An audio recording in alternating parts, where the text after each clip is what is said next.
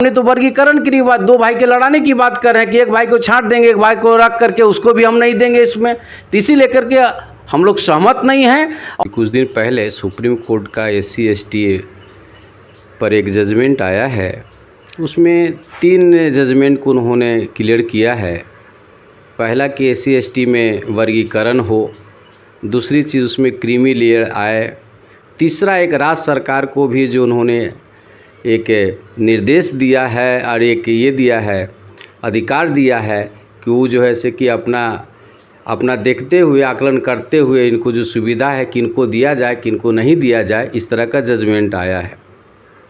मेरा मानना है कि जजमेंट जो आया है ये जजमेंट गलत है। गलत इस सेंस में है कि अनुच्छेद 341 और 342 जो है संविधान कहता है कि कोई भी SC ST की कानून आरक्षण में कोई भी अगर जैसे कि उसमें बदलाव करना है या जोड़ना घटाना है, सदन का काम है, जजमेंट का काम नहीं है, जज का काम, न्यायालय का काम नहीं है। न्यायालय का काम इतना ही है कि जो सदन द्वारा बनाया हुआ नियम है उस नियम को पालन कराना है और खुद को पालन करना है, ना कि किसी भी अनुच्छेद को तोड़ देना है या जोड़ देना उनका अधीन नहीं। पहला क्वेश्चन तो यही उठता है कि जजमेंट जो दिया, जब SC ST की बात थी तो हम जानना चाहते हैं कि उसमें सुप्रीम कोर्ट में जो 7 सदस्यीय कमेटी जो बैठी है उसमें SC ST के प्रतिनिधि थे क्या? जो अपनी बात को SC से कितने थे, ST से कितने थे जो अपनी बात को रखते? जिस बात को उन्होंने बातों को रखे हैं, इस बात को तो ख्याल नहीं रखा गया। देखिए, इस तरह का जजमेंट आना और इस तरह का जब तक देश में कानून में, सुप्रीम कोर्ट में कोलेजियम सिस्टम जब तक लागू रहेगा, लेटरल पॉलिसी से जज बनते रहेंगे, इसी तरह से पक्षपात और जैसे कि तोड़ने वाला जैसे कि जजमेंट आते रहेगा, इससे पूरे देश में अस्थिरता फैलेगी। लोगों में जो बांटने का, जो SC ST में बांटने का जो प्रयास किया गया है, इसको मंसूबा के लोग समझ रहे हैं। अब इनको मंसूबा और इनको जैसे कि जजमेंट को मानने के लिए लोग तैयार नहीं है। ठीक है, कोई भी कानून बने, सदन में बनेगा, सदन पर बहस होगी, बनेगा, उसको लोग जो है कि सम्मान करेगा। देखिए, क्रीमी लेयर के पक्ष में मैं भी हूँ, क्रीमी लेयर के पक्ष में हूँ कि आरक्षण जो दिया गया है, आरक्षण सामाजिक, आर्थिक, शैक्षणिक रूप से जो संपन्नता के लिए एक अवसर प्रदान करता है। ये कोई जो है से कि किसी भी समाज को बढ़ाने के लिए कोई खुराक नहीं है या पंचवर्षीय योजना नहीं है। उस समाज जो कटा, सदियों से जो समाज कटा हुआ था, शैक्षणिक रूप से, आर्थिक रूप से, सामाजिक रूप से, सामाजिक जाति की वजह से जिसको रोका गया, वैसे लोगों का अवसर प्रदान करना ये आरक्षण है। तो आरक्षण को ये लोग जो है कि आर्थिक आधार से जोड़ करके इसमें आर्थिक लाने का प्रयास कर रहे हैं।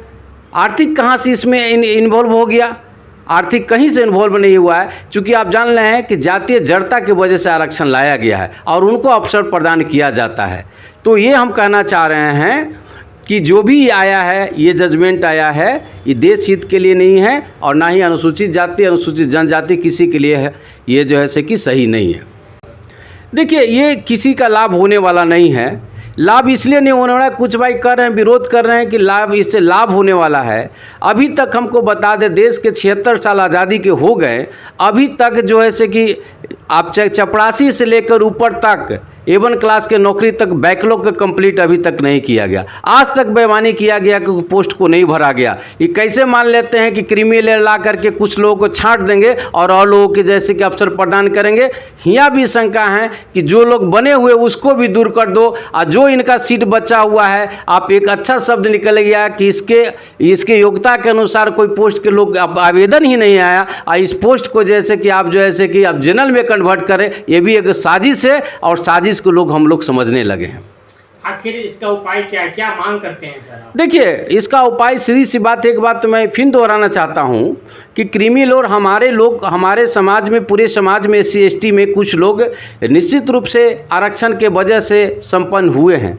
आर्थिक संपन्नता आ गई, सामाजिक संपन्नता आ गई है और जैसे कि आपकी सारी समय उनकी संपन्नता आ गई है। उनसे मैं आग्रह करूँगा कि वो जैसे कि इसको पूर्णतः आरक्षण को छोड़ करके जो पीछे छूटे हुए हैं उनको भी मौका प्रदान किया जाए। अगर सुप्रीम कोर्ट जो जजमेंट लाया उसमें ये सजेशन होता कि जो लोग क्रीमियल लेयर से ऊपर निकल गए हैं और लोगों को मौका नहीं मिल रहा है, उसको मौका मिलने के लिए रास्ता निकालने की अगर जजमेंट आता तो इसको हम लोग स्वागत करते। लेकिन आपने तो ये नहीं किया, आपने तो वर्गीकरण की बात, दो भाई के लड़ाने की बात कर रहे हैं कि एक भाई को छांट देंगे, एक भाई को रख करके उसको भी हम नहीं देंगे इसमें। तो इसी लेकर के हम लोग सहमत नहीं हैं। और इसमें जैसे क्रीमी लेयर हैं और उससे मैं भी आज कहना चाहता हूं आपसे कि जो क्रीमी लेयर है स्वेच्छा से छोड़ें, और न तो फिर जो संकट आने वाली है संकट और गहराएगी और इससे हम सबों को नुकसान होने वाला है। बिहार के पूर्व मुख्यमंत्री जीतन राम मांझी बयान दिए हैं, इस पर क्या कहते हैं? देखिए, जीतन राम मांझी जी ने बयान दिया है कि वो जो भी बात मैं बोला कि स्वेच्छा से छोड़ दें, क्रीमी लेयर आना चाहिए। ठीक है, जो मैं कहता हूं कि कुछ लोगों को क्रीम से फ़ायदा हुआ है, कुछ लोग की संपन्नता आ गई है, जिसमें सामाजिक बल है कि सामाजिक आर्थिक और सब रूप से संपन्नता आ गए हैं, तो वैसे लोगों को फिल्टर करने की ज़रूरत है। जो पीछे छूटे हुए पंक्ति में जो लोग हैं उनको भी अवसर मिले, ये होना चाहिए। मैं भी इस बात को समर्थन करता हूं, लेकिन जजमेंट से हम लोग संतुष्ट नहीं हैं। बात जान लीजिए, जातीय जड़ता सबसे बड़े आरक्षण का सबसे पहला जो लाइन था कि जातीय जड़ता, जिनकी जाति के वजह से सब कुछ हो रहा है। अब जब शादी ब्याह वो कर ले रहे हैं दूसरे समाज में, दूसरे समाज के लोग पगड़ी बांध के इनके यहाँ समाज आ रहा है, इनके लोग उनके यहाँ पगड़ी बांध के जा रहा है, तो फिर कहाँ जातीय जड़ता तो रही नहीं। हाँ, आर्थिक संपन्नता भी उनकी आ चुकी है। तो वैसे लोगों जो क्रीम, जो इसी लोग के क्रीम बोलते हैं कि जातीय जड़ता से ऊपर हो गए हैं, जिनकी शैक्षणिक योग्यता बन गई है, जिनकी समाज में और आर्थिक भी उनका संपन्नता आ गया, वैसे लोगों को फिल्टर कर करके और लोगों को मौका मिलना चाहिए। लेकिन वो बांटने का जो रूल है, जो आया है, जजमेंट आया, ये गलत है और ये गलत ही इसको लोग मान रहे हैं और गलत ही साबित होगा ये।